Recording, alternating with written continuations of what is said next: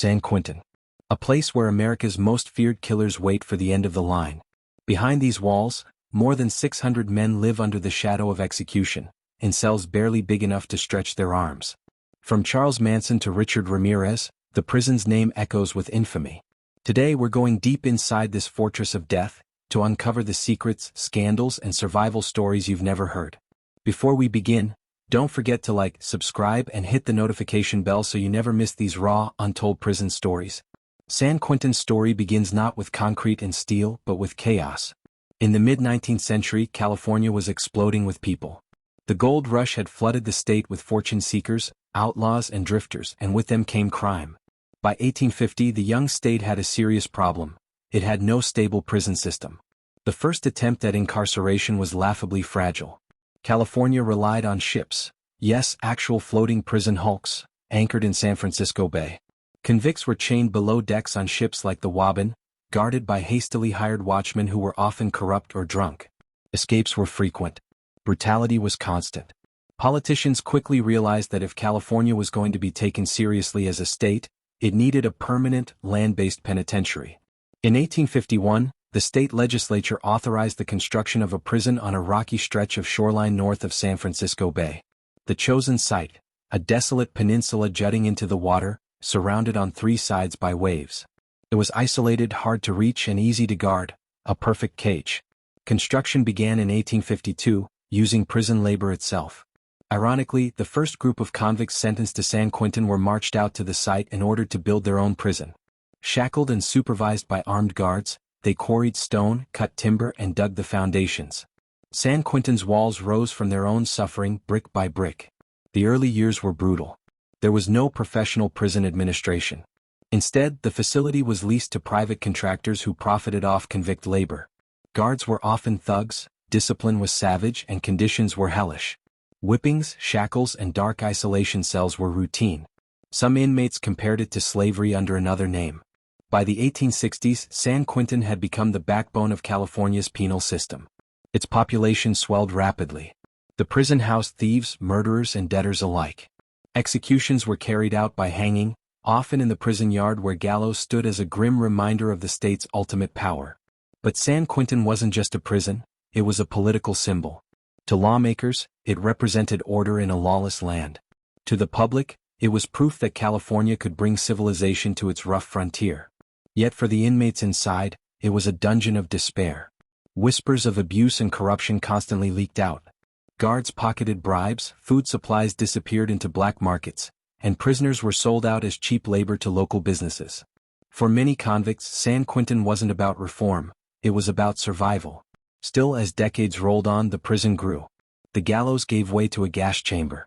The cells multiplied. San Quentin became not just California's first prison, but its most notorious. And by the 20th century, it would evolve into something even darker, the nation's largest death row. By the early 20th century, San Quentin's reputation had hardened into legend. Its name alone carried fear. The prison wasn't just a fortress, it was California's final destination for the condemned. In 1893, the state carried out its first official execution by hanging within San Quentin's walls. Before then, executions had been public spectacles, carried out by county sheriffs in open fields or town squares. Crowds cheered as men dropped from wooden platforms. But reformers and politicians called the practice barbaric. The state needed privacy and control. So, San Quentin became the executioner's new stage. The gallows were constructed in the prison yard, hidden from the public. Only select witnesses were allowed: lawyers, officials, a few reporters. The first man to hang there was Jose Gabriel, convicted of murder. From that point on, death became routine inside those walls.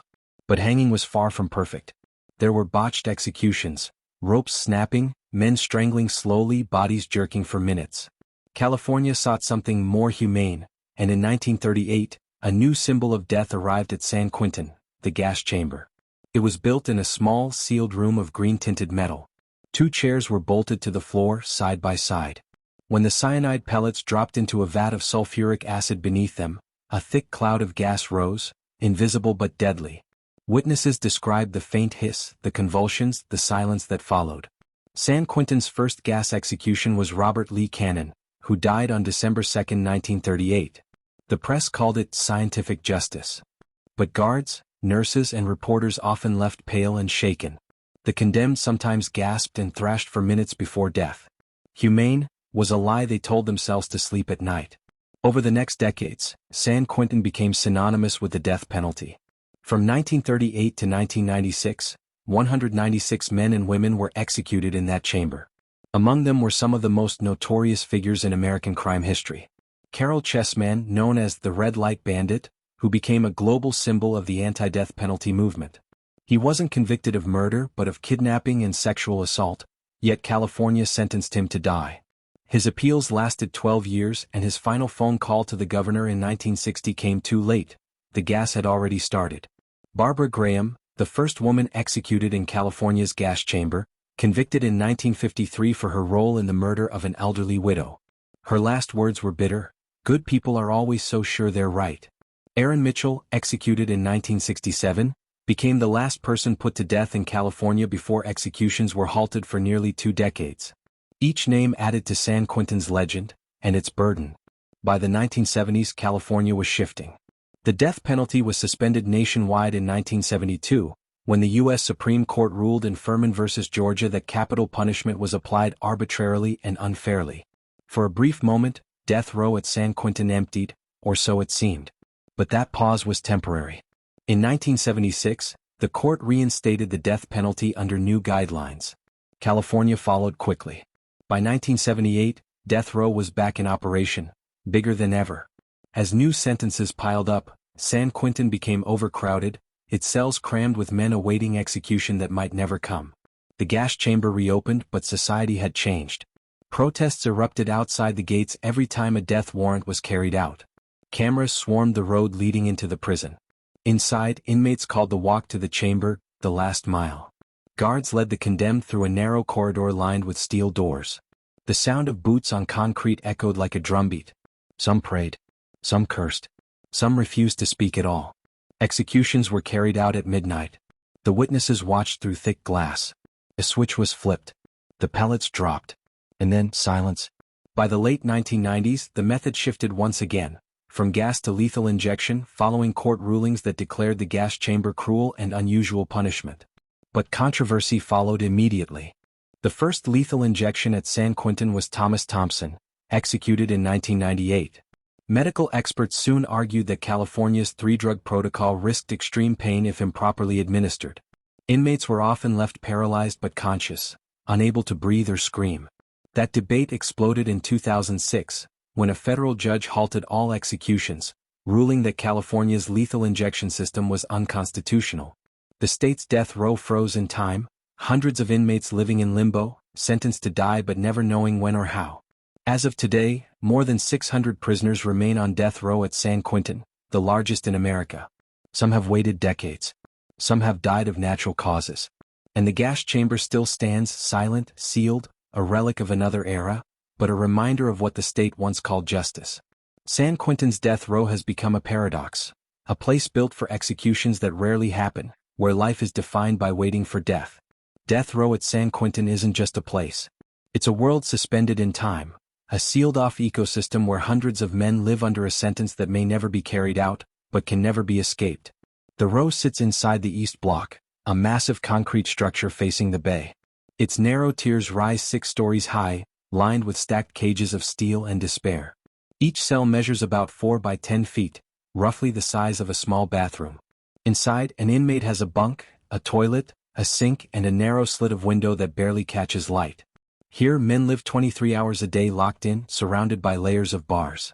The only human sounds are echoing footsteps, muffled shouts, and the metallic clang of gates opening and closing. The air is thick with tension. Every man here knows he's on a list, the list of those condemned to die by the state of California. Some have been on that list for 20, 30, even 40 years. Every new inmate arrives on the same routine. After sentencing, he's transported under heavy guard, shackled, handcuffed, and escorted through multiple checkpoints before entering East Block. A guard announces his name and inmate number. His cell door slams shut. From that moment forward, his world shrinks to a few feet of steel and concrete. There's no contact with the general prison population. Death row inmates are isolated from the rest of San Quentin's 3,000 prisoners. Their recreation yard is separate, a small, caged area known as the yard, where they're allowed a few hours of outdoor time per week. Even there, the men are divided into smaller groups to prevent fights or escape attempts. Guards patrol from above with rifles ready. Every movement is monitored. Cameras watch every corner. Conversations are recorded. Meals arrive on metal trays slid through a slot in the cell door, what inmates call the bean slot. There's no cafeteria, no communal dining. Every man eats alone. Yet even within the shadow of death, hierarchy and routine take root. The row has its politics, its unwritten rules and its fragile order.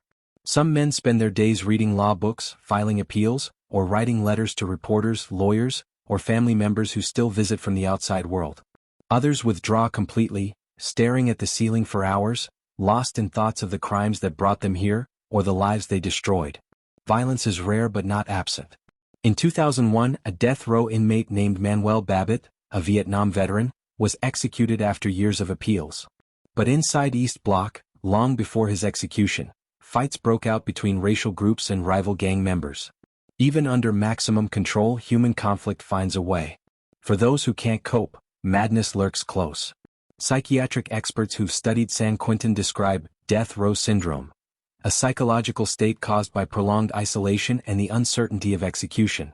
Symptoms include insomnia, depression, hallucinations, and emotional breakdowns.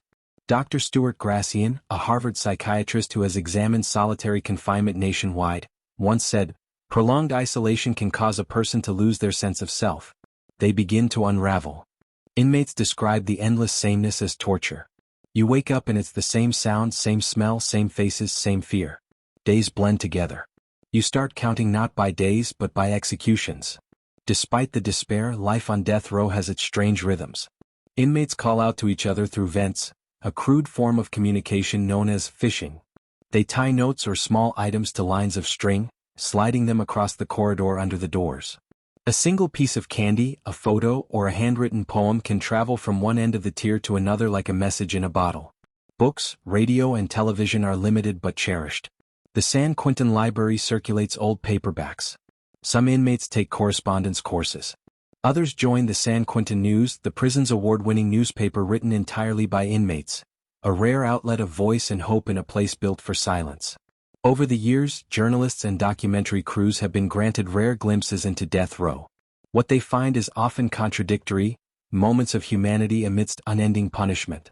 Some inmates paint murals, write essays, or mentor younger prisoners through the bars. Others spend decades proclaiming their innocence or waiting for appeals that never come. Visits happen through thick glass with phones on each side. No physical contact is allowed. Mothers grow old. Children become adults. And the condemned remain, unchanged except for the slow erosion of time. In 2020, Governor Gavin Newsom announced a moratorium on executions, effectively halting the death penalty again.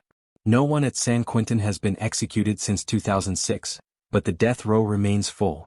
Men continue to arrive, even though their sentences may never be carried out. To many outside observers, San Quentin's death row is a legal paradox, a system that keeps men in perpetual limbo, neither alive nor dead in the eyes of justice. To those inside, it's a haunting existence, waiting for a door that may never open or for one that leads only to the chamber. Life continues here not with hope but with habit. Because in San Quentin, routine is survival, and survival is all that's left. If the walls of San Quentin could speak, their voice would tremble. For over a century and a half, they've held some of the most infamous names in criminal history.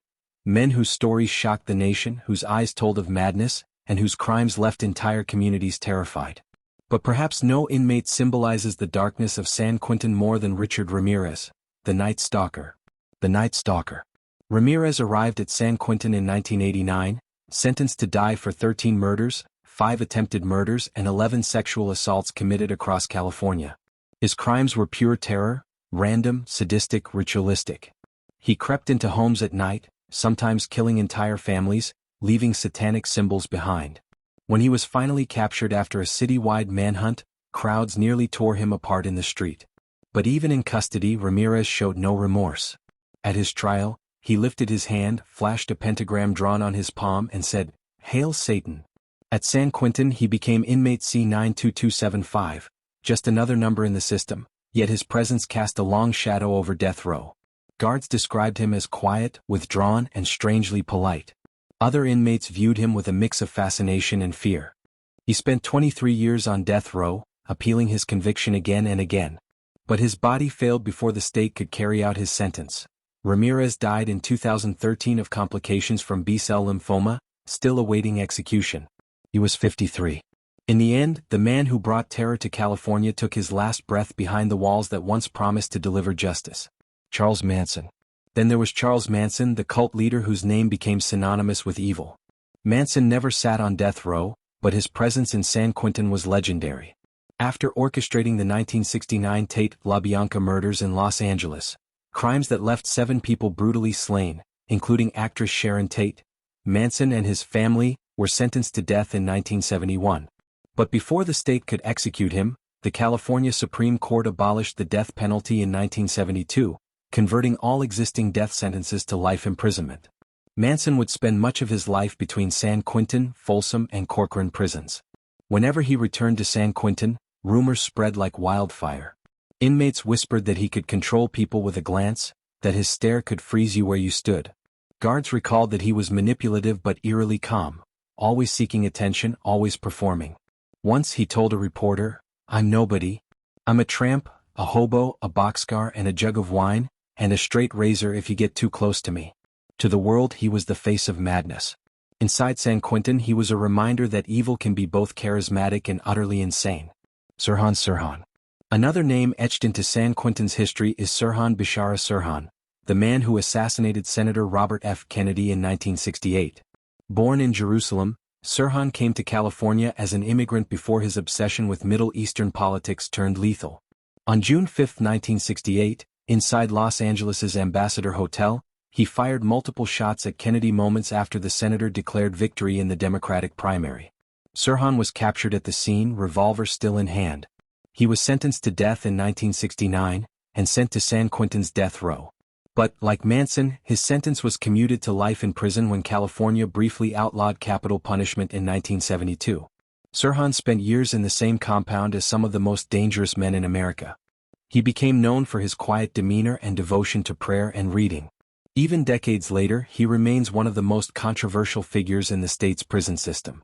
Other infamous inmates. San Quentin's roll call of infamy doesn't stop there. Clarence Ray Allen, a mastermind behind multiple murders, was executed in 2006, at the age of 76, blind and frail in a wheelchair. He was the oldest inmate ever executed in California. The state insisted on carrying out the sentence, saying that justice delayed was still justice served. William Bonin, the freeway killer, was executed by lethal injection in 1996 for the murder of 14 young men and boys. Bonin's calm demeanor before death unnerved even the prison staff. He requested ice cream as his final meal. David Carpenter, known as the Trailside Killer, still sits on death row today, convicted of multiple murders committed in the parks and trails of Northern California in the late 1970s and early 1980s. Scott Peterson, convicted in 2004 for the murder of his pregnant wife, Lacey Peterson, also spent years on death row at San Quentin before his sentence was overturned and later reduced to life imprisonment. From serial killers to cult leaders, political assassins to domestic murderers, San Quentin has housed them all. And in that mix of names and crimes, a strange paradox exists. While each man is unique, their fate is shared: confinement, decay, and the slow grind of time under the shadow of death. Even for the guards who work there, San Quentin's death row leaves its mark. Many correctional officers have spoken of the eerie stillness of the East Block at night, the echo of a voice calling for water, or the faint clink of metal from unseen cells. Some leave after only a few years, unable to bear the psychological strain of working among hundreds of men marked for execution. Others stay for decades, hardened by routine, telling themselves that what happens here is justice, not cruelty. But deep down, everyone inside San Quentin, inmates and guards alike, knows this place is different. It's not just a prison. It's a mausoleum of America's darkest truths, built to contain what society fears most. By the 1980s and 1990s, San Quentin had become more than a prison. It was the beating heart of America's debate over life, death, and justice. Politicians spoke of law and order. Protesters called it state-sponsored murder. And in the middle of it all stood the execution chamber, silent yet infamous, waiting for the next man on the list. But behind the prison's thick walls, the machinery of death was breaking down. The gas chamber crisis. When California switched to the gas chamber in 1938, it was promoted as a humane and scientific way to die. Decades later, witnesses began to describe it as anything but. Journalists who attended executions reported horrifying scenes. Inmates gasping, convulsing, their bodies shaking violently for several minutes. The smell of almonds, the telltale sign of cyanide, filled the room. In 1992, the execution of Robert Alton Harris, convicted for the murder of 2 teenage boys, reignited the entire moral debate. His case had dragged through 13 years of appeals and last-minute stays. On the night of his scheduled execution, the courts halted the process multiple times. Even as Harris was strapped into the chair, gas mask over his face. Guards removed him, then brought him back. By dawn, after a string of phone calls between judges, the Supreme Court ordered the execution to proceed. Witnesses said Harris coughed, choked, and struggled for breath for over 8 minutes. The state called it successful. But to many it was barbaric. Harris's death marked the first execution in California since 1967, but it also sparked outrage that would haunt San Quentin for years. Soon after, human rights groups, medical professionals, and defense lawyers filed lawsuits claiming the gas chamber violated the Eighth Amendment prohibition against cruel and unusual punishment. In 1996, the federal courts agreed. Judge Marilyn Hall Patel ruled that execution by lethal gas was unconstitutional. San Quentin's iconic green chamber was sealed shut, not demolished but frozen in time, like a relic of an era the state was trying to forget. The lethal injection controversy. With the gas chamber banned, California switched to lethal injection, assuming it would end the controversy. Instead, it opened a new one. The protocol involved 3 drugs. One to sedate, one to paralyze, and one to stop the heart. On paper, it sounded clinical, efficient, almost peaceful. But in practice, it was anything but certain. Medical experts warned that if the sedative wasn't properly administered, the prisoner could remain fully conscious while paralyzed, experiencing the sensation of suffocation and heart failure in total silence. At San Quentin, execution logs revealed inconsistencies, mismeasured doses, untrained staff, and sloppy record-keeping. One doctor admitted that he wasn't sure the condemned were fully unconscious before the second and third drugs were given. Then came Clarence Ray Allen's execution in 2006, which pushed the debate to the breaking point. Allen, a Native American man and one-time businessman, had orchestrated multiple murders from behind bars. By the time of his execution, he was 76 years old, blind, diabetic, and confined to a wheelchair. The state wheeled him into the chamber as reporters watched in stunned silence. Even the warden admitted privately that the spectacle felt like a grim routine, not justice.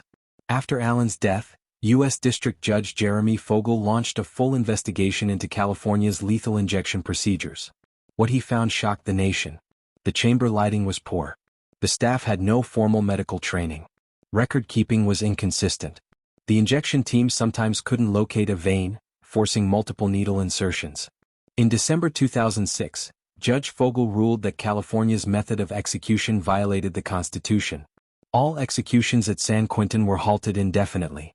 Decades of death without death. The ruling created a strange paradox. California continued to sentence people to death, but no one was executed. For nearly 2 decades, the prison's death row kept expanding. By the 2010s, more than 700 inmates lived in East Block, making it the largest death row in the Western Hemisphere. The numbers told a haunting truth. Fewer than 15% of those sentenced ever reached execution. Dozens died of natural causes or suicide before their appeals ended. Some had waited more than 30 years for a sentence that might never be carried out. Families of murder victims called it an insult to justice. Activists called it moral decay.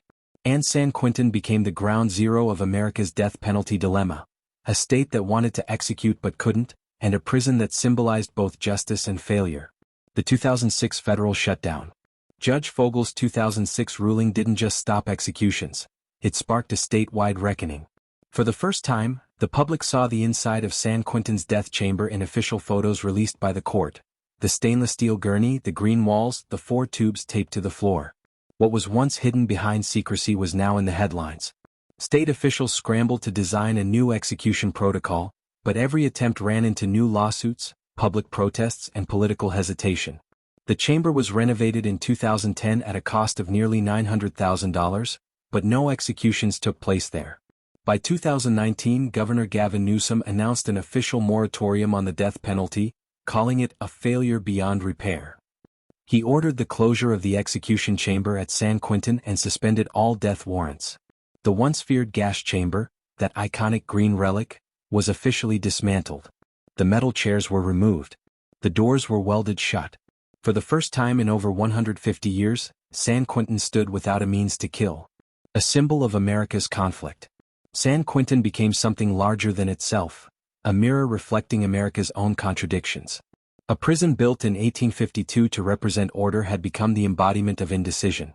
A place designed for punishment had become a testing ground for morality. To some, the end of executions marked progress, proof that California was evolving past its blood-soaked past.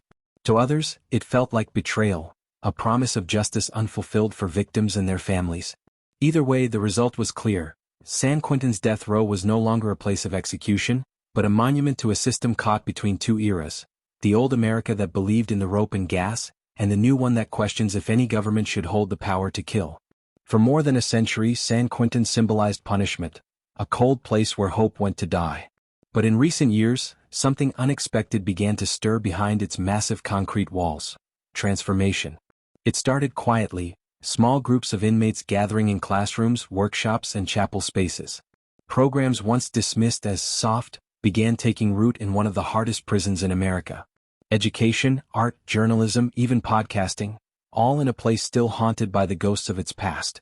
In 2008, the world learned of San Quentin News, a fully inmate-run newspaper that began as a small newsletter and grew into an award-winning publication read across the country. Its mission: to tell stories from inside the walls in the words of those who live there. The newspaper gave inmates purpose and a voice. Writers covered issues like rehabilitation, parole, education, and human rights. Every edition had to be approved by prison officials, yet the editors pushed boundaries, exposing flaws and celebrating small victories.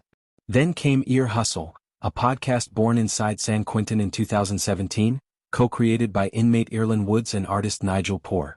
Recorded and produced within the prison, it gave listeners around the world a raw human look at daily life inside, from friendship and family to regret and redemption. It became a global hit, earning a Pulitzer Prize nomination and turning San Quentin from a fortress of silence into a platform for storytelling. Education also took center stage. Mount Tamalpais College, formerly the Prison University Project, became an accredited college inside San Quentin, the first of its kind in the United States. Inmates earned real college degrees behind bars, often studying next to men who once had no access to books or hope. Through poetry, writing, and philosophy, some began to see themselves differently, not as numbers but as men capable of change. Even the guards noticed the difference. Violence declined. Respect grew. And for the first time, rehabilitation became part of San Quentin's identity, not just punishment. In 2023, California announced a historic plan.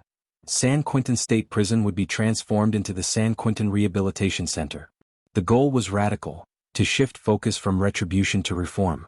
Instead of rows of cells and gun towers, officials envisioned classrooms, therapy programs, and vocational training facilities modeled after successful systems in Norway. Governor Gavin Newsom called it the beginning of the end of the old prison model. But the transition hasn't been easy. Critics argue that change is cosmetic, that true reform requires rethinking justice itself. Still, for those who've lived inside those walls, the men who've survived decades of fear and isolation, even small progress feels revolutionary. San Quentin's transformation isn't just physical, it's spiritual. The same grounds that once echoed with the sound of executions now carry laughter from classrooms and the voices of men telling their stories to the world. The bay breeze still blows across the yard, the same as it did in 1852. But now it carries a different scent, not just of salt and rusted steel but of second chances. For every inmate who earns a degree, for every story that reaches a listener outside, San Quentin inches a little closer to redemption. Maybe that's what justice really looks like, not erasing the past but learning to live with it and grow from it. San Quentin, a prison that began with gallows and ended with second chances. From gas chambers to classrooms, it's gone from punishing lives to trying to rebuild them. Its story isn't just about crime or justice, it's about what a nation chooses to remember and what it tries to change. If this story moved you, like, subscribe and turn on notifications for more real, untold prison documentaries. Because behind every wall, there's another story waiting to be uncovered.